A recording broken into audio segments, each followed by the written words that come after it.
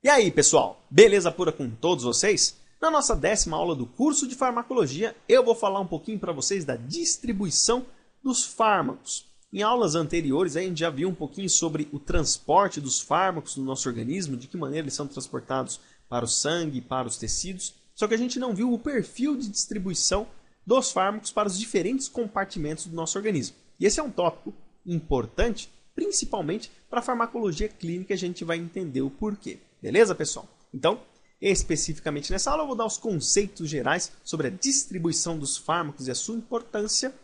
Vou mostrar o que é o volume de distribuição, que é o principal tópico dessa aula. E, por fim, vou mostrar para vocês como ocorre a taxa de distribuição de um fármaco no nosso organismo.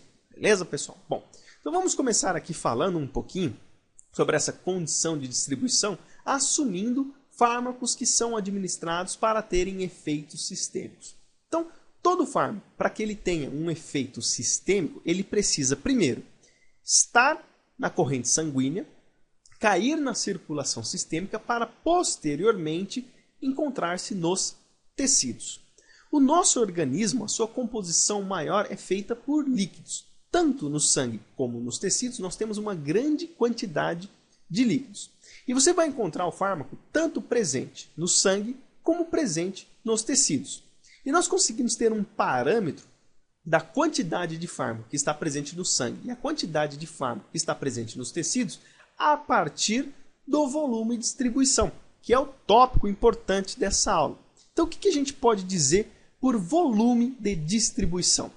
O volume de distribuição é o volume de líquido necessário para qual um fármaco possa estar totalmente distribuído em um sistema. O que isso quer dizer para nós?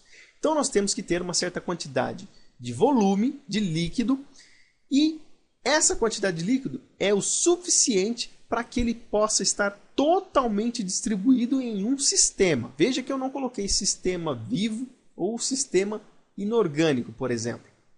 Isso que a gente considera como volume de distribuição. Para o nosso organismo, nós utilizamos o seguinte cálculo para chegar no volume de distribuição. Então nós temos esta relação aí. O que é cada um destes termos? O VD é o volume de distribuição, sempre demonstrado em litros. O QFC nada mais é do que a quantidade de fármaco presente no corpo, ou seja, é a quantidade de fármaco que está presente tanto na circulação como nos demais órgãos. E o CS/P significa concentração do fármaco no sangue ou no plasma. Veja que nesta condição nós temos a quantidade do fármaco em dois aspectos diferentes. Nós temos a quantidade do fármaco num âmbito geral, seja no sangue, seja no plasma, seja nos tecidos, como também a quantidade de fármaco que está presente somente no sangue ou no plasma. E a partir desta relação, nós iremos determinar uma condição de volume de distribuição dos fármacos no nosso organismo. E a partir dessa condição, a gente consegue saber que o volume de distribuição é uma medida extremamente eficiente para se determinar a quantidade total de um fármaco no organismo. Porque existem drogas que estarão presentes predominantemente nos tecidos, mas não na circulação. E quando eles estão somente na circulação, você não é capaz de detectá-los. Então, se você quantificar um fármaco somente na circulação, você vai quantificar somente uma fração deste fármaco. Uma outra fração estará presente nos tecidos. E se você sabe o volume de distribuição de um fármaco, você consegue detectar, a partir da concentração deste fármaco no sangue, a quantidade de fármaco que estará presente em todo o organismo. Vai chegar um momento, quando você administra um fármaco, que ele vai entrar em condição de equilíbrio. Ou seja, você vai ter proporções adequadas de fármacos presentes no tecido, presentes na circulação sistêmica e sendo eliminados. Tá, ok? E quando a gente fala dessa condição de volume de distribuição, nós temos uma série de fármacos que possuem volumes de distribuição um pouco diferentes. Vou dar alguns exemplos para vocês. Vamos pegar, por exemplo, o caso da dipirona. Se nós calcularmos o volume da distribuição da dipirona no nosso organismo, nós chegaremos num valor de 40 litros. Aparentemente, um valor de 40 litros é compatível com o valor de volume de líquidos presente no nosso organismo. Se nós somarmos a quantidade de líquidos presentes no sangue e nos tecidos, nós teremos aí um valor de aproximadamente 42 litros. Então, ou seja, A dipirona se distribui praticamente por todo o nosso organismo se nós olharmos apenas este parâmetro. Agora, se nós verificarmos a cloroquina, nós chegaremos nos valores impressionantes de 15 mil litros de volume de distribuição da cloroquina. Você não leu errado, são 15 mil litros, ou seja, o volume de distribuição da cloroquina é 15 mil litros. Isso é totalmente incompatível com o volume de líquidos no nosso organismo. São valores milhares de vezes maior do que os 42 litros presentes aí aproximadamente no nosso organismo.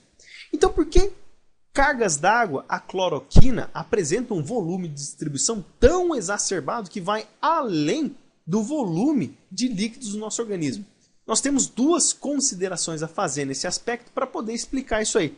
A primeira grande consideração é a ligação com os tecidos. E a segunda grande consideração é a ligação com proteínas plasmáticas. Veja, o cálculo de volume de distribuição não é a quantidade total de fármaco no organismo dividido pela concentração do fármaco presente no plasma ou no sangue.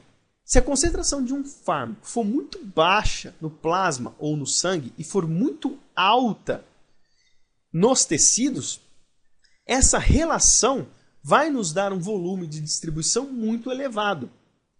Isso acontece por decorrência da gente ter a distribuição do fármaco em locais onde estão fora da circulação. E isso geralmente acontece com fármacos extremamente lipossolúveis, que se ligam fortemente a proteínas plasmáticas e que ficam impregnados nos tecidos. Então, qualquer fármaco que tenha uma lipossolubilidade muito alta, ele tenderá a ter um volume de distribuição muito alto. Então, a partir desse volume de distribuição, se você multiplicar esse valor pela concentração plasmática de um fármaco, você conseguirá determinar o quanto deste fármaco estará presente no organismo de um indivíduo. E isso é importante principalmente para verificar taxas terapêuticas da concentração de um fármaco no nosso organismo. Beleza, pessoal? Bom, vamos falar um pouquinho agora da taxa de distribuição. A gente falou aí da forma como o fármaco se distribui no nosso organismo. A gente considerou um aspecto geral. Nós conseguimos determinar mais ou menos o quanto do fármaco está presente nos tecidos e o quanto do fármaco está presente na circulação a partir do cálculo de volume de distribuição. Só que a gente não sabe, olhando somente esse cálculo, em quais tecidos aquele fármaco encontrará forma predominante, ou seja, em qual tecido ele estará predominantemente impregnado. Então a gente consegue saber isso a partir da taxa de distribuição. A gente pode dizer que a taxa de distribuição corresponde ao perfil de distribuição do fármaco no sangue em diferentes tecidos. É muito difícil você determinar a concentração de um fármaco em determinado tecido, até mesmo porque para fazer esse teste você precisaria isolar a amostra biológica. E a gente não consegue isolar, por exemplo, o tecido nervoso para fazer um teste desse. Para tanto, criou-se umas certas regras e aí a partir destas regras, a partir de efeitos biológicos observados, conseguiram determinar uma taxa de distribuição dos fármacos de um modo geral a partir de uma condição de perfusão sanguínea. Então vamos pegar, por exemplo, órgãos altamente irrigados, como por exemplo cérebro, coração, fígados, rins, pulmões, enfim.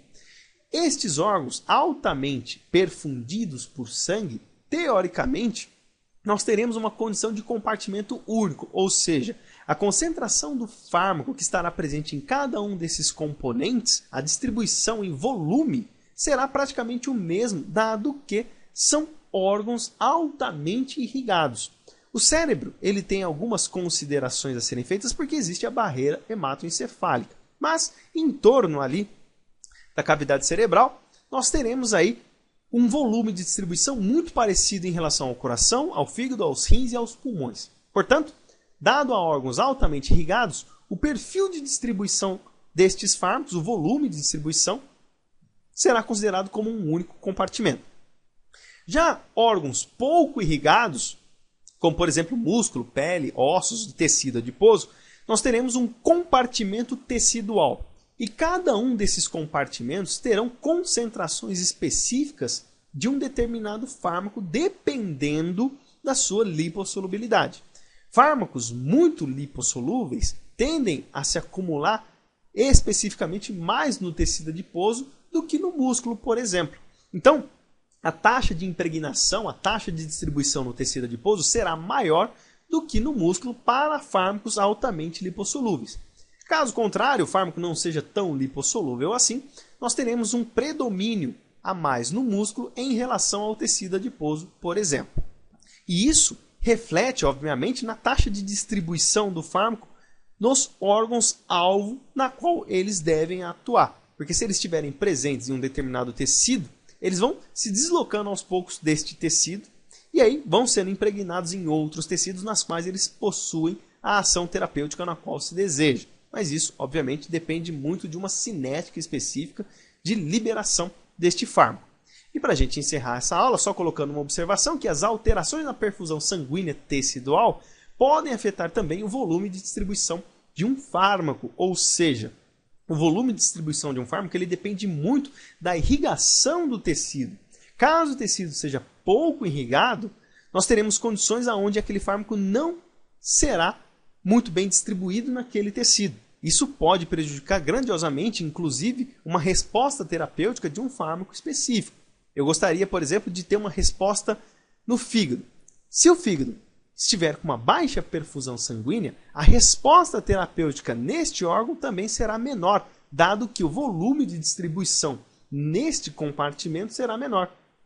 E sabendo que o volume de distribuição é menor, a quantidade de droga, de fármaco presente naquele tecido também será menor. Então, a gente consegue determinar bem esses aspectos aí em relação ao volume de distribuição. Beleza, pessoal? Bom, essas foram as referências que eu utilizei para essa aula. Espero que vocês tenham gostado. Se vocês gostaram, não esquece nunca do joinha e de compartilhar esse vídeo.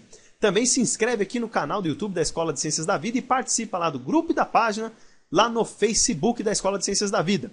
E não esquece também de participar da página e do canal do YouTube dos nossos queridos parceiros, o professor Rogério Gozzi, o Diego Barros, lá do Medicina Resumida, e o Kainan Max, do canal Biociências. Como sempre, todas as informações estão aqui no descritivo desse vídeo. Beleza, turminha? Então é isso aí. Forte abraço a todos, fiquem com Deus e até os próximos vídeos, se Deus quiser.